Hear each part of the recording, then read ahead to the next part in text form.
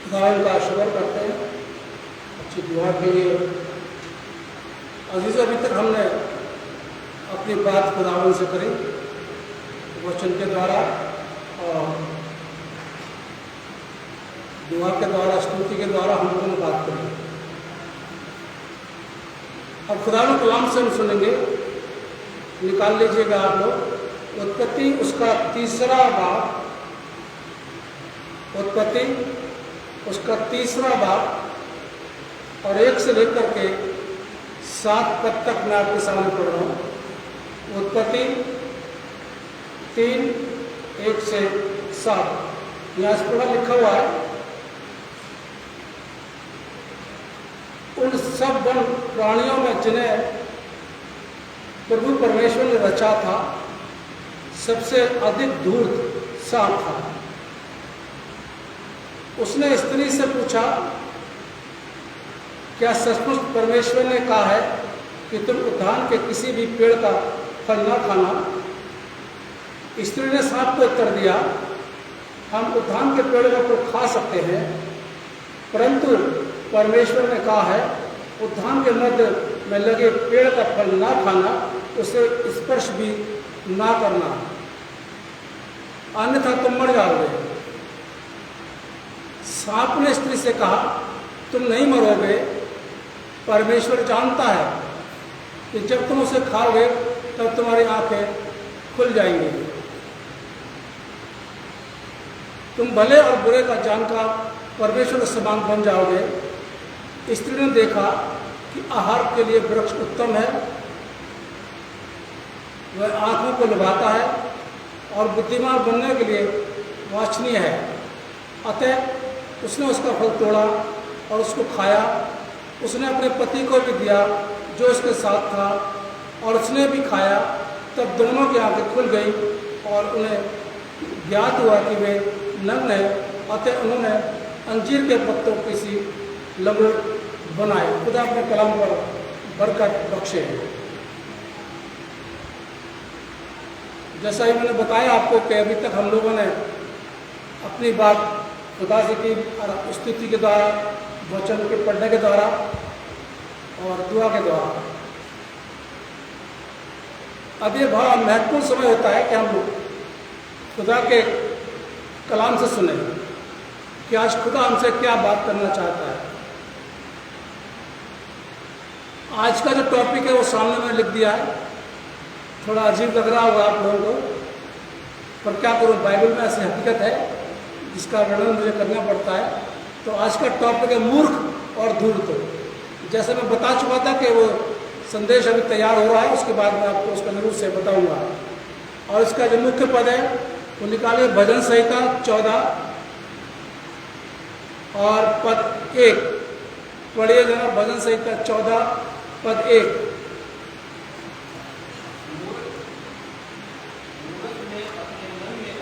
मूर्ख ने अपने मन में कहा,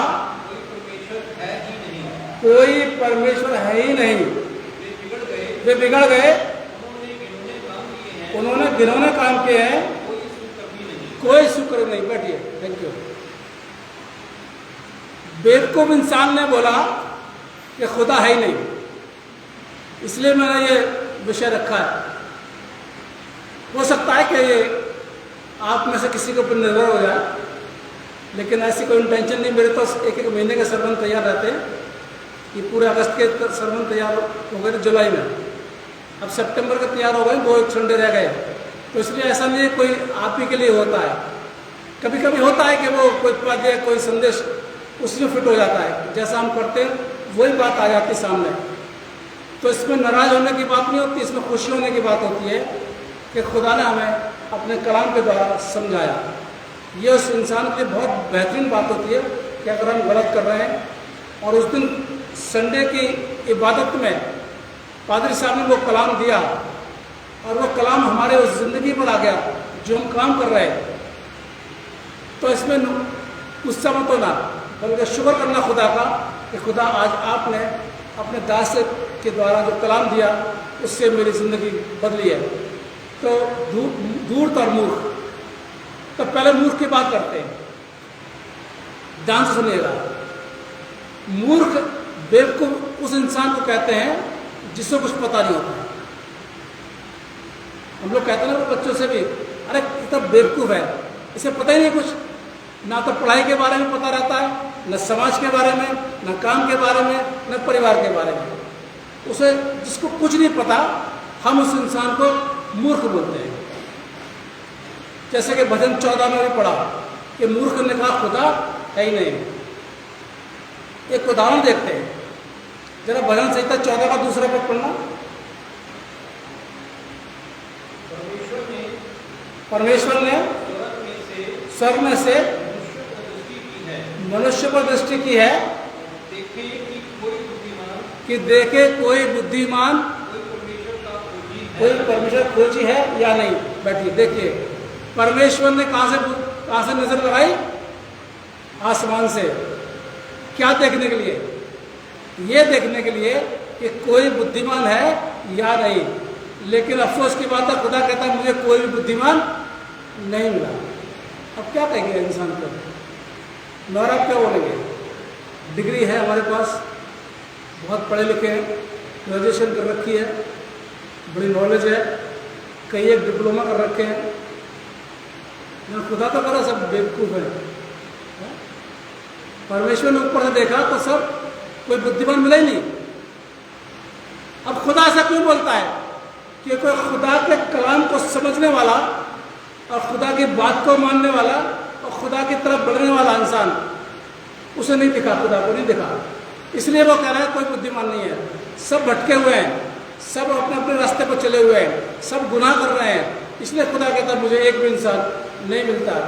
तो ये अब आप बोलेंगे साहब हम तो बसी है, हमको तो होना चाहिए, पर नहीं, हमारे अंदर भी ऐसी कमियां बहुत सी आ जाती हैं। आइए एक मूर्ख इंसान का उदाहरण देखते हैं। निकालिए लूका 12 निकालिए। और लूका 12 जब आप निकालेंगे तो 13 पद के ऊपर एक वो हेडिंग लगी है। क्या लिखा हुआ हेडिंग पे जरा पढ़िएगा, आगे बात समझ में। एक अमीर मूर्ख का उदाहरण, वो क्या होता है? 16 पद में आ जाइए। अब आ जाइए 16 पद में, पलट लिए पेपर। एक दृष्टांत यीशु मसीह यहाँ पर बता रहे हैं, कह रहे हैं धर्मांत के यहाँ बहुत उपज हो गई, बहुत ज़्यादा उपज हो गई, और जब उपज हो गई तो उसको उसके ऊपर रखने के लिए जगह नहीं थी।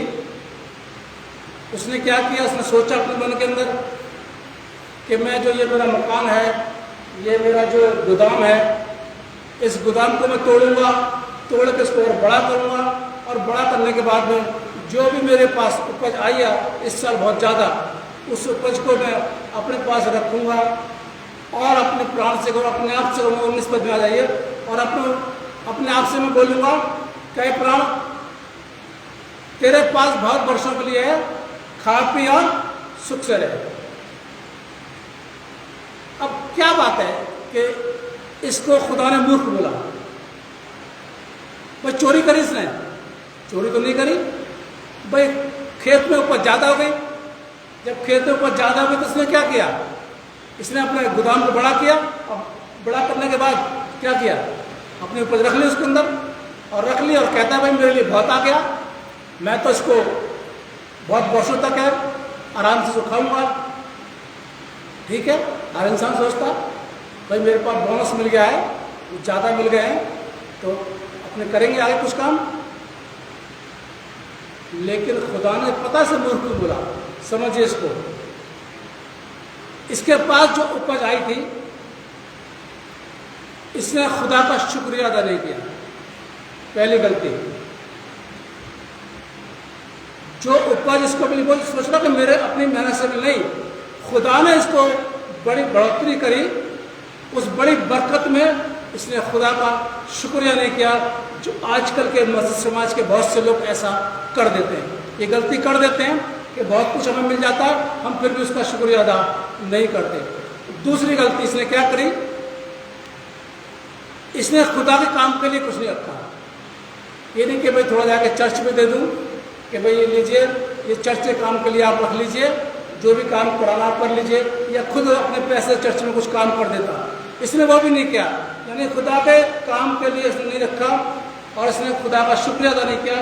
तीसरी गलती, इसने दूसरों की भी चिंता नहीं की कि कोई गरीब है, कोई चर्च में गरीब है, कोई ऐसा है जिसको ज़रूरत है पैसे की, कोई विधवा है, कोई क्या नाम है अनाथ है, चलो हम थोड़ा सा मैं उसको अपने तरफ से मदद कर दूँ। नहीं, इसने ये भी नहीं करा, बल्कि इसने क्या किया, सेल्फ, इसने अपने आप को सोचा, सिर्फ अपने लिए। और इसलिए खुदा ने क्या बोला, इसको पद 20 पढ़िए जरा, लूका 12 का 20 पद पढ़िए जरा।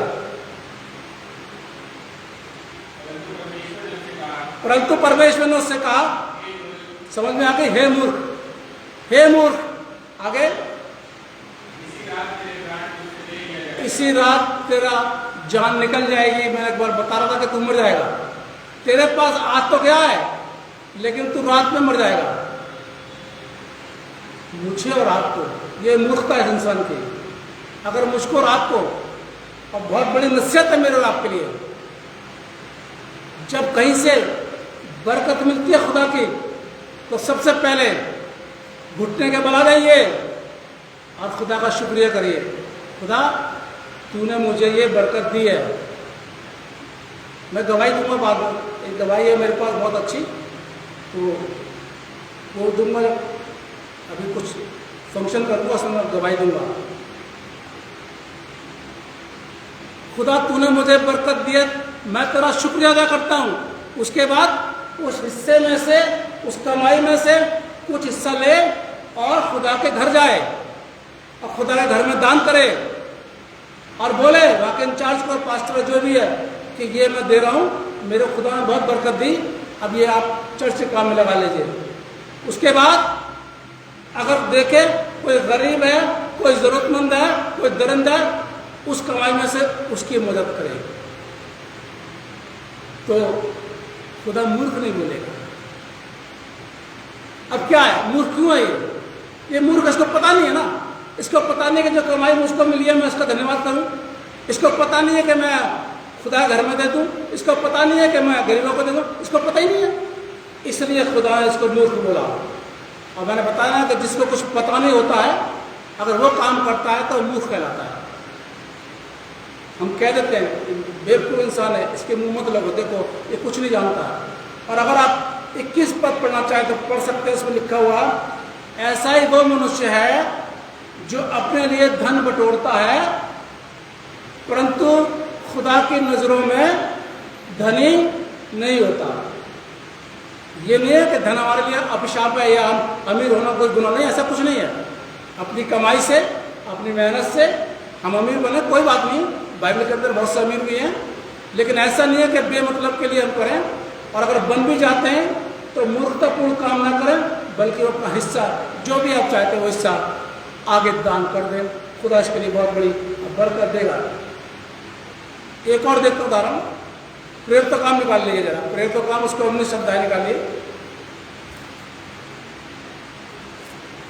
ये 11 पद में आ जाइए। प्रेरित काम 19 अध्याय 11 पद में आ जाइए। वो क्या होता है कि पौलुस अपना काम कर रहा है और पौलुस में इतनी सामर्थ्य है कि लोग बाग उसके शरीर से रुमाल और अंगोछा लगा करके जब मरीजों पर डालते हैं, छूते हैं, तो मरीज लोग चंगे हो जाते हैं, दुष्ट आत्माएं निकल जाती हैं। और वहाँ पर कुछ ये याजक लोग भी थे, ये जादू टोन पर ये झाड़ फूक वाला काम करते थे, झाड़ने फाड़ने से ये चंगाई दिया करते थे। उसमें सिकवा जो क्या लगता, उसके बेटे थे, उसके एक बेटे ने क्या किया, उसने वो काम किया और क्या कहता है, जरा पढ़िए इसको, 14 पद पढ़िए, ये 13 से पढ़िए, सॉरी 13 से पढ़िए, फिर तो काम 19-13। हाँ, परंतु कुछ यहूदी झाड़ा फूकी करते थे, ये करने लगे जिनमें दुष्ट आत्मा हो, उन पर प्रभु यीशु का नाम यह कहकर फूके, जिस यीशु का प्रचार पौलुस करता है, मैं तुम्हें, जिसका प्रचार पौलुस करता है। इस मूर्ख इंसान को ये नहीं पता कि चंगाई का वरदान, सेवा का वरदान, गाने का वरदान, बजाने का वरदान, बाइबल पढ़ने का वरदान, प्रचार करने का वरदान कहाँ से मिलता है? ऊपर से खुदा देता है।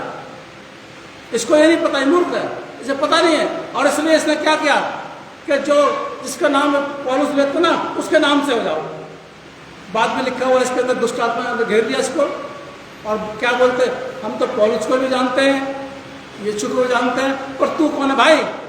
तू कौन है? उसको नुकसान पहुंचाया गया।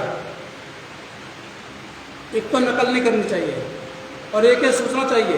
कई लोग नकल करते हैं। आजकल तो इतनी नकल हो गई है, इतनी नकल हो गई है, कुछ वो भी इसी के खुदा काम के लिए। बड़ा आसान है ना ये खुदा काम, बाइबल ही 4 शब्द सीखे और चलेगा दूसरों को समझाने के लिए। सब में बहुत आसान काम है ना मेहनत करनी पड़ती है, ना कुछ करना पड़ता है। लेकिन कहाँ शुरू करते हैं? कई को देखा लड़कियों को मैंने, टी शर्ट पहन रहेंगी, सिर खुला रहेगा, ठीक है, और बाइबल पढ़ के बोलना शुरू कर देंगी। मैं लिख के भेज देता हूँ तो तुरंत सर ढको। कई लोग पता नहीं है कि मती, मरकुस, लूका, यूहन्ना ये इंजील है या किताब है। वो बोलते हैं मरकुस की किताब तो नहीं है, वो इंजील है। तो क्या होता है? मूर्खतापूर्ण काम है ये। पूरी शिक्षा लो, पूरी नॉलेज लो, ज्ञान करो, उसके बाद सुसमाचार का प्रचार करो, और खुदा आपसे कहता है कि मेरा काम करो तो करो, कौन मना करता है? लेकिन ऐसा तो नहीं करो कि जिसका प्रचार पौलुस करता है मैं उसी के नाम से दुष्ट आत्मा निकालता हूँ। ये मूर्ख इंसान था, इसको पता नहीं था कि खुदा की तरफ से वरदान मिलता है। और अगर इसको पता होता तो ये ऐसा काम नहीं करता। बाद में इसको सजा मिली। उसके बाद हम देखते हैं कि बहुत से यहूदियों ने पौलुस की बात का विश्वास किया और मन में पश्चाताप किया, तौबा करी, और यीशु मसीह ग्रहण किया। 17 और 19 पद आप पढ़ लेना, इसका मिल जाएगा आपको। तो ये होते मूर्ख, जिनको कुछ पता नहीं होता है। यहाँ भी शुरू में बहुत से ऐसे लोग आए थे, अब तो खैर कम हो गए। अब तो उन्होंने मेरा नेचर देख लिया कि ये वो वैसा नहीं है, भड़काए बनाने का, चाबुल करें हम इसकी, तो हमारी बात ना जाए, ऐसा नहीं है। ये बहुत से लोग आए थे, और आप देखा धीमे धीमे वो जो लोग थे तो चले गए कि वो दाल नहीं गली। ऐसे लोग आकर के बोलना हम ये हैं, हम ये हैं, हम ये हैं, ये मूर्खतापूर्ण काम होते हैं। अगर आप हैं तो बोलिए, और अगर आप नहीं हैं तो किसी की नकल मत करिए, क्योंकि नकल करते करते कभी ऐसा हो जाता है कि हम गलती कर जाते हैं, और जब गलती कर जाते हैं तो सामने वाला पकड़ लेता है। मेरा जीजो, मैं अगर अपने आप को सोचूं कि मैं आप लोगों को ज़्यादा बुद्धिमान हूँ, आप लोग कुछ नहीं पता, सब कुछ मुझे पता है, तो मेरी मूर्खता ये नहीं। आप लोगों को पता है, आप लोग जानते हैं, और मैं जब भी संदेश देता हूँ मैं ये सोच के देता हूँ कि सुनने वाले को मुझसे ज़्यादा ज्ञान है। कभी मैं ये नहीं सोचता कि नहीं मुझे क्या, नहीं, जो बैठे सुन रहे हैं वो मेरे से ज़्यादा ज्ञानी है। इसलिए बड़ी स्टडी से, बड़ी तैयारी के साथ में खड़े होकर के मुझे बोलना पड़ता है कि कहीं कुछ कभी ना रह जाए। तो मूर्खतापूर्ण काम ना करें। अगर नहीं काम आता कोई बात नहीं, ना करें, लेकिन मूर्खतापूर्ण काम ना करें। अब आ जाइए धूर्तता पर। ये बड़ा कड़वा है, शायद आप लोगों को पता होगा, इसके लिए मैं फिर बताता हूँ। धूर्त वो इंसान होता है जिसको सब पता है, जिसको सब पता है, लेकिन अनजान बनता है।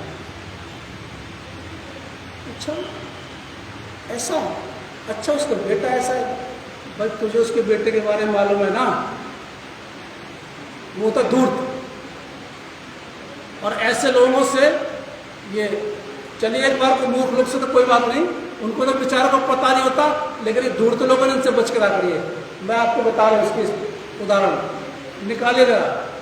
एक चालाक भी बोलते हैं इसको, धूर्त को चालाक भी बोलते हैं, जिसको सब पता है, ए से लेकर जेड तक सब पता है, लेकिन फिर वो ऐसे बनता है कि जैसे उसको कुछ नहीं पता, और खुद गलत करता है और दूसरों से भी गलत करवाता है। उदाहरण देख लीजिए, निकाल लीजिए उत्पत्ति 3रा अध्याय निकालिए, जो ही मैंने बाइबल से पढ़ा। ये तो आप लोगों को सबको पता है, ऐसे कोई नई बात नहीं है, कई बार आपने पढ़ चुके इसको, ऐसा कुछ नहीं है। जरा इसका पहला पद पढ़िए, उत्पत्ति 3 का पहला पद, जोर से पढ़िएगा, ध्यान से सुनिए। यहोवा परमेश्वर ने जितने बनेरे पशु बनाए थे, क्लियर हो गई बात, उन सब में सर्प धूर्त था। अब जो मसीह समाज के लोग धूर्तता का काम करते हैं वो किसके समान है? सांप के समान। मैंने लिखी बाइबल, ये इसमें लिखी कैसे? अब इसने क्या किया? ये जाता है हवा के पास है, अकेली है, क्या बोलता है? सचमुच में खुदा ने तुमको फल खाने के लिए मना किया है। देखिए इसको सब पता है, इसको सब पता है खुदा ने वो वाला फल खाने के लिए मना किया है लोगों को। जाकर क्या बोल रहा है? अनजान मत है ना, अनजान। सचमुच में तुम्हें मना किया है। हवा क्या कहती? नहीं, खा तो सकते लेकिन वो एक बीच में फल लगा हुआ है ना, उसे खाने के लिए मना किया। बल्कि ये भी कहा कि छूना मत, ये तो हलाना की तरफ छूना शब्द जोड़ दिया था अपनी तरफ से। ऐसा परमेश्वर छूना शब्द नहीं लिखा था, सिर्फ ये कहा था कि नहीं खाना, पढ़ लेना पीछे वाले से। नहीं, परमेश्वर जानता है अगर तुम लोग इस फल को खा लोगे तो तुम्हारी आंखें खुल जाएंगी। अब देखिए धूर्ता, इसका धूर्ता का प्रयोग कैसे कर रहा है, ये सब जानता है खुदा। और जब तुम्हारी आंखें खुलेंगी तो क्या होगा? परमेश्वर के बराबर हो जाओगे। इसको सब पता थी, शैतान को सब पता थी, सबको सब पता थी कि खुदा ने मना किया, फिर भी कैसे अनजान होता है? क्या सचमुच में आज के मसीह समाज से बहुत से लोग ऐसे ही करते हैं, कलीसियाओं में ऐसे ही करते हैं। सब पता रहता है लेकिन फिर भी दूर तक काम करेंगे, जानबूझकर काम करेंगे, अब खुद भी गलत करेंगे और दूसरों से भी गलत करवाएंगे। हर मसीह को मालूम है संडे को कहाँ जाना है। सुबह जोर से बोलिए, कहाँ जाते हैं फिर हम? सुबह कहाँ जाते हैं बताइए? जरूरी है कि पादरी साहब हर संडे अनाउंसमेंट करें, जरूरी है कि पादरी साहब जबरदस्ती ले लेकर के आए। हर मसीह को मालूम है संडे को सुबह कहाँ जाना होता है? चर्च में जाना होता है। मूर्ख तो नहीं है ना, मूर्ख है। हर मसीह को पता है कि चर्च के काम के लिए दान देना होता है। हर मसीह को पता है कि जो हमारा प्लज है वो हमें देना होता है। हर मसीह को पता है कि कोई त्योहार आता है, चर्च में नीड होती है, जरूरत होती है, हमें देना होता है। सबको पता है। हर मसीह को पता है कि हम पादरी साहब को अपने घर पे विजिट के लिए बुलाएं। हर मसीह को पता है कि हम अपने घर के अंदर प्रार्थना सभा कराएं। हर मसीह को पता है। लेकिन क्या होता है? कड़ी बात है तो सोचने वाली बात है। क्या होता है? अब कौन है, किस कैटेगरी में आ गए? जिस मसीह को मालूम है कि संडे को चर्च जाना है और संडे को हम चर्च में नहीं आ रहे, तो वो किस कैटेगरी में आ गया? फैसला आपने करना, मैं मुंह से नहीं बोलूंगा, ये तो आप खुद सोच लीजिए। मैं बोलूंगा तो लोगों को पादरी साहब ने ऐसा बोल दिया। जितने बनेले पशु बनाए थे खुदा ने, उस सब में कौन था? सर्प सबसे बड़ा धूर्त था। और आज मसीह समाज के लोगों को मालूम है कि संडे को हमें कहाँ जाना है? चर्च में जाना है। मसीह समाज के लोगों को मालूम है चर्च की बहुत सी ज़रूरतें होती हैं। मसीह समाज के लोगों को मालूम है कि पादरी साहब की बहुत सी ज़रूरतें होती हैं। सब कुछ मालूम होने के बावजूद भी अनजान बन जाना है और आगे पूछना कितना है पादरी साहब, क्या करना है पादरी साहब? अरे तुम्हें नहीं पता भाई, तुमको नहीं पता चर्च में क्या हो रहा है, तुमको नहीं पता कि पंखा खराब हो गया है, तुमको नहीं पता कि बेंच खराब हो गई है, तुमको नहीं पता कि व्हाइट वॉश करानी है, तुमको नहीं पता क्रिसमस पे डेकोरेशन करानी है, फिर आगे क्यों पूछना? इसको बोलते हैं धूर्तता। और दूसरों को भी सिखा के बोल देते हैं। मेरे मसीहो, धूर्त मसीह का दूसरा रूप इसमें लिखा बाइबल के अंदर, मैं आपको नहीं बताऊंगा। आ जाइए एक और निकाल लीजिए जरा, इब्रानियों निकाले 6, इब्रानियों 6 निकालिए जरा।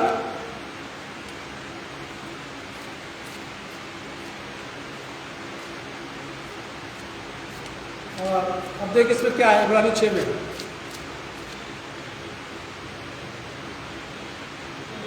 चार पद पढ़िए जरा, इब्रानियों 6 का 4 निकालिए, पढ़िए जरा।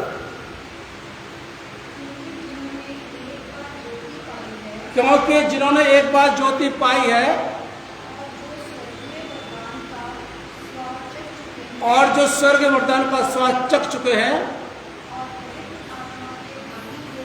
और पवित्र आत्मा के भागियों के, ध्यान से सुनिए, एक बार यीशु मसीह ग्रहण कर लिया है, एक बार हमारा मसीह बपतिस्मा हो गया है, एक बार हमने चर्च में आना जाना शुरू कर दिया है, एक बार हमको मालूम पड़ गया कि खुदा के कलाम को पढ़ना है, एक बार हमको मालूम पड़ गया खुदा के कलाम को सुनना है, एक बार मालूम पड़ गया कि चर्च की सेवा करनी है, सब मालूम पड़ गया। उसके बाद क्या होता है? आगे बढ़िए।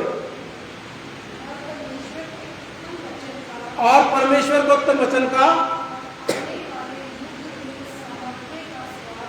और आने वाले युग की सामर्थ का स्वाद चख चुके। अब आगे बात, यदि वे भटक जाएं तो बस आगे थोड़ी देर बाद पढ़िएगा। एक बार मालूम पड़ गया यीशु मसीह हमारा उद्धार करता है, मालूम पड़ गया, मालूम पड़ गया संडे को कहाँ जाना है? चर्च जाना है, ये बात मालूम पड़ गई। एक बार मालूम पड़ गया कि अंधकार से निकल करके हम ज्योति में आकर गए। एक बार मालूम पड़ गया कि पवित्र आत्मा हमारे जीवन के अंदर काम करता है। और फिर मसीह लोग भटकते हैं, तो क्या अब करिए सिस्टर पूरा इसको। यदि भटक जाए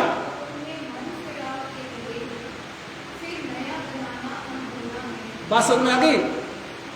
भाई जानबूझ के भटक जाओ, जानबूझ करके चर्च में मत आओ, जानबूझ करके आराधना करने मत आओ, तो मैं तो ऐसा पादरी हूँ साहब कि जबरदस्ती जा जाकर चर्च लोगों को निकाल के लाऊं। पता है ना, मैं तो फिर नहीं बोलूँगा भाई यीशु मसीह उद्धार करता है। भाई आपको पता है यीशु मसीह हमारा उद्धार करता है, आपको पता है हमारे गुनाहों पर क्षमा मिली यीशु मसीह से, आपको पता है हमने मसीह बपतिस्मा लिया है, सब जानते हैं। मसीह बपतिस्मा लेने के बावजूद भी अगर हम भटक जाते हैं, क्या मजाक थोड़ा होता है बपतिस्मा लेना? कोई सब भीड़ हो गए, भीड़ में से ले लिया बपतिस्मा अपने नाम कमाने के लिए, और जिसने दिया उसने अपनी रिपोर्ट भेज दी। ये मजाक नहीं होता है, ये वो नहीं होता है कि भाई उसने लिया तो मैं भी कर लूँ, नहीं। ये गुनाहों से तौबा करने के बाद तब बपतिस्मा लेते हैं। यीशु मसीह को उद्धारकर्ता ग्रहण करने के बाद तब बपतिस्मा लेते हैं, ना कोई रिकॉर्ड बनाने के लिए और ना कोई फोटो खिंचाने के लिए, ना अपनी रिपोर्ट दाखिल करने के लिए, बल्कि आत्मा से लिया जाता है बपतिस्मा। और जो आत्मा से बपतिस्मा लेता है वो उसकी वैल्यू को समझता है। अब जब एक बार मसीह बपतिस्मा ले लिया और फिर वो इंसान भटक जाए तो क्या होता है? मेरे पास भी एक दो व्यक्ति आए थे, पैसे को भीड़ में लिया था हमने, और क्रिसमस में बैठो तब आते लोग मेरे पास बात करने के लिए, भीड़ में लिया था, पता नहीं चला वो ऐसे करके वो बड़े से कोई वो था फारा सा, तो बड़े से रोया वो ऐसे कर दिया, तो हमारे ऊपर तो छीट आई नहीं। तो मैंने कहा आपको, फिर मैंने कहा फिर तो नहीं हो भैया तो किसमें आपका कहाँ से हो जाएगा फिर? मैंने कहा चर्च में आकर पाजी साहब ने अलग से, चाहे बड़े से लिया कोई बात नहीं, बड़े पे लिया छोटे पे कोई बड़ा बात कोई फर्क नहीं है, चाहे बचपन में ले लो चाहे बड़े पे ले लो, कोई हाथ रख करके पिता पुत्र पवित्र आत्मा के नाम से दिया था ना बपतिस्मा। अब भीड़ इकट्ठी है, वहाँ ले लिया, किसी के पास पहुँचा किसी के पास नहीं पहुँचा। मुझे तो आते मेरे पास बताया लोगों ने, एक लड़का जमा लड़का भी मेरे पास आया था, फिर मैंने वो समझाया, मैं कहा बेटा मैं जब तुम कह रहे हो मुँह से मैंने बपतिस्मा ले लिया तो मैं तो दूंगा नहीं, क्योंकि दो बपतिस्मे नहीं होते, लेकिन मेरी नज़र से वो नहीं है जैसे तुम बता रहे हो। खैर हमने ले लिया और फिर हम भटक जाते हैं तो क्या होते हैं, फिर दोबारा से उसको नए सिरे से शिक्षा दूँ। वो क्या लिखा है सिस्टर? अनहोना। अनहोना का मतलब नामुमकिन है ना, हो ही नहीं सकता, ये हो ही नहीं सकता कि दोबारा से उसको फुर्सत दी जाए, दोबारा से ए से लेके A for apple B for bad उसको शिक्षा दी जाए। भाई पहले दे चुके ना, उसके बाद भटक जाओ तो क्या है, आगे उसको पूरा करिए, क्योंकि वे परमेश्वर के पुत्र को जी अपने लिए फिर क्रूस पर चढ़ाते हैं और प्रकट उस पर कलंक लगाते हैं। किस पर? किस पर? उद्धारकर्ता प्रभु यीशु मसीह पर। क्या करते हैं? दोबारा से क्रूस पर चढ़ाते हैं। कौन लोग? धूर्त मसीह। जिसको पता है यीशु ने हमारे लिए अपनी जान क्रूस पर दे दी, जिसको पता है कि मैंने मसीह को बपतिस्मा ले लिया है, जिसको पता है मैं चर्च में जाता हूँ, जिसको पता है मैं चर्च में बहुत काम करता हूँ, जिसको पता है पादरी साहब से सपोर्ट करता हूँ, सब पता है। उसके बाद अगर ऐसा काम करते हैं तो यीशु मसीह को पादरी साहब को छोड़ दिए, यीशु मसीह को दोबारा से क्रूस पर चढ़ा। और फैसला आप लोगों ने करना है ना। अगर मूर्ख है तो क्षमा तो मिल ही जाती ना, है? क्योंकि क्लास में हम पढ़ते थे स्कूल में, तो बहुत सी बातें मुझे भी नहीं आती थी, तो माफ़ी मिल जाती। अरे छोड़िए, प्रिंसिपल साहब आते थे, कहते अरे इसको तो पता नहीं है, अच्छा तो हट, तुम माफ़ी मिल गई। लेकिन वो बहुत पिटते थे जिनको टीचर बोलता था स्पेशली कि आपको ये काम करके लाना है, और अगर वो नहीं करते थे तो हमारे प्रिंसिपल साहब बहुत मारते सर्दियों में। वैसे पहले टाइम पर निकल पहने जाती थी, बहुत मारते थे। तुम्हें तो बताया गया था ना, तुम्हें समझाया गया था, तुमको स्पेशली बोला था कि ये चैप्टर का होमवर्क करके लाना है। चलो उन्होंने नहीं सुना, वो दिन क्लास में नहीं आए थे, कोई बात नहीं, हम उनको माफ कर देते हैं, लेकिन तुम तो आए थे। फिर आज का संदेश जो आप लोग सुन रहे हैं ना, बाहर निकलकर अगर उसको फॉलो नहीं करेंगे तो यीशु मसीह क्या बोलेगा?